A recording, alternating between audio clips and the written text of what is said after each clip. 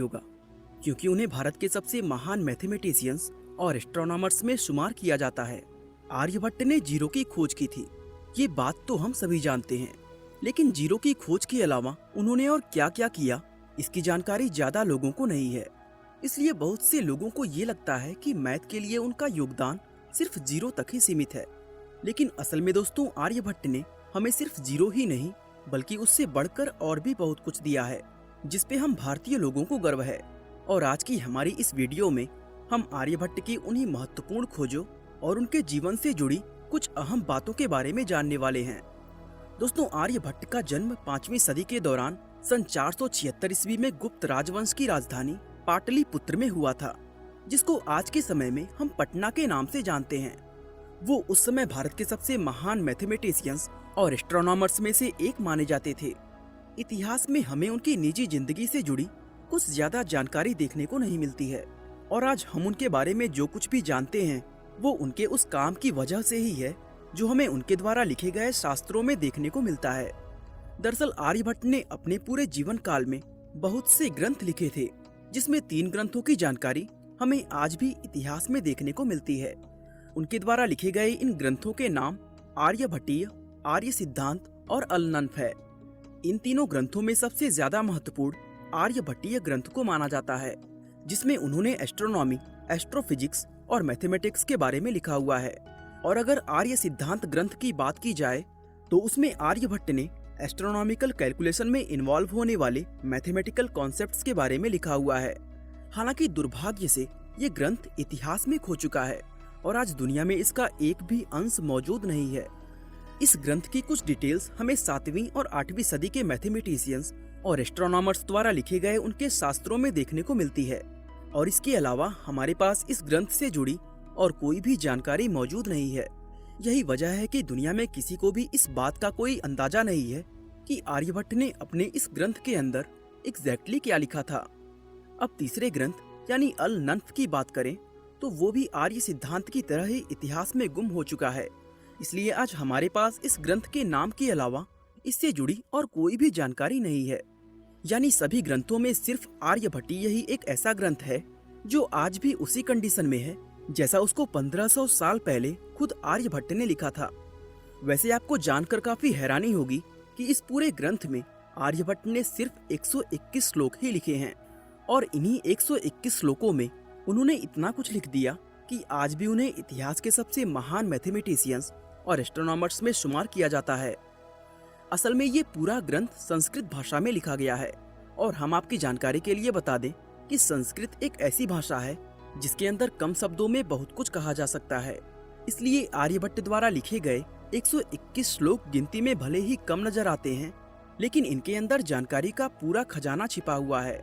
असल में दोस्तों, आर्यभट्टीय ग्रंथ 4 अलग अलग चैप्टर्स में बटा हुआ है, जिनका नाम गीतिकापाद, गणितपाद, कालक्रियापाद और गोलपाद है। गीतिकापाद के अंदर मैथमेटिक्स की मूल जानकारी के बारे में लिखा गया है, और साथ ही इस चैप्टर में समय के माप की इकाइयों के बारे में बहुत अहम जानकारी दी गई है, जिससे हमें ये पता चलता है कि प्राचीन भारत में समय की गणना आखिर किस तरह से की जाती थी। इस ग्रंथ का दूसरा चैप्टर गणितपाद है, जिसमें आर्यभट्ट ने हमें ज्योमेट्रिकल प्रिंसिपल, अर्थमेटिक प्रोग्रेशन और इंडिटर्मिनेंट इक्वेशन यानी अलजेब्रा के बारे में बताया गया है, जिन्हें आमतौर पर स्कूलों के अंदर 10वीं क्लास में पढ़ाया जाता है। इसके बाद नंबर आता है तीसरे चैप्टर यानी काल क्रियापाद का, जिसमें आर्यभट्ट ने मेजरमेंट ऑफ टाइम, ग्रहों की स्थिति और दिनों को जानने के तरीकों के बारे में बताया है। इस चैप्टर को पढ़ने के बाद ये पता चलता है कि आर्यभट्ट ही वो पहले इंसान थे जिन्होंने speed equal to distance upon time का फार्मूला दुनिया में सबसे पहले खोजा था। हालांकि दोस्तों, ये कोई छोटी मोटी खोज नहीं थी, लेकिन फिर भी दुर्भाग्य से उनकी इस खोज के बारे में आज बहुत कम लोग ही जानते हैं। खैर चलिए आगे बढ़ते हुए अब इस ग्रंथ के आखिरी चैप्टर यानी गोलपाद के बारे में जानते हैं। और जैसा कि इसके नाम से ही पता चलता है, आर्यभट्ट ने इस चैप्टर में हमें ग्रहों के बारे में बताया है, जिसमें त्रिकोणमिति के सिद्धांत, ग्रहों की गति मापने के तरीके और भौगोलिक गणनाओं जैसी कई अहम चीजें शामिल हैं।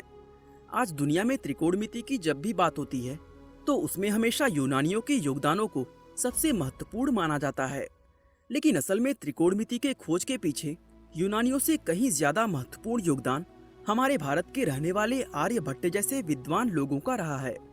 दोस्तों, बहुत से लोग इस बात को सोचकर काफी कंफ्यूज हो जाते हैं कि अगर आर्यभट्ट ने अपने ग्रंथ आर्यभट्टीय को संस्कृत के श्लोकों में लिखा था, तो फिर उन्होंने उसमें मैथमेटिक्स के इक्वेशन और फार्मूलों को किस तरह प्रदर्शित किया, क्योंकि इक्वेशन और फार्मूले हमेशा नंबर्स में लिखे जाते हैं, जबकि आर्यभट्टीय ग्रंथ नंबर नहीं बल्कि संस्कृत के शब्दों में लिखा हुआ है।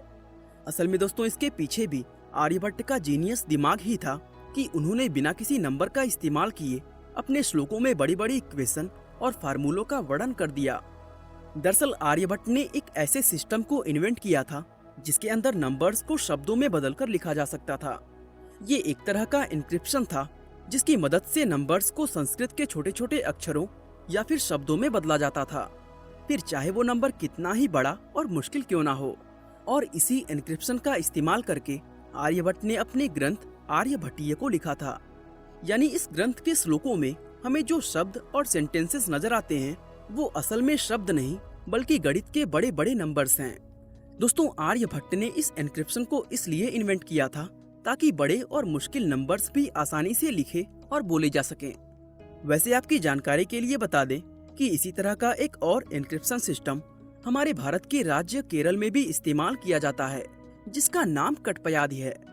आर्यभट्ट के एन्क्रिप्शन की तरह ही इस सिस्टम की मदद से भी नंबर्स को मलयालम भाषाओं के अक्षरों और शब्दों में बदलकर लिखा जाता है।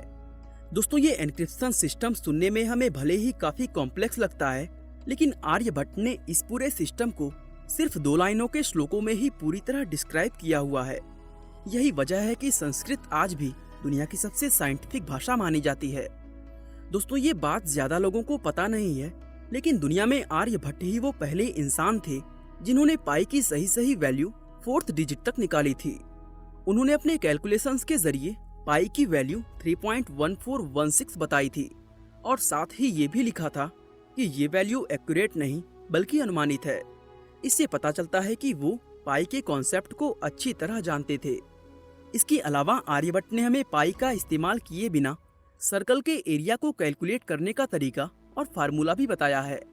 उन्होंने लिखा है कि सर्कल के सरकमफ्रेंस यानी परिधि को आधा करके यदि उसको सर्कल के रेडियस यानी त्रिज्या से मल्टीप्लाई किया जाए तो इससे उस सर्कल का एरिया निकल जाता है।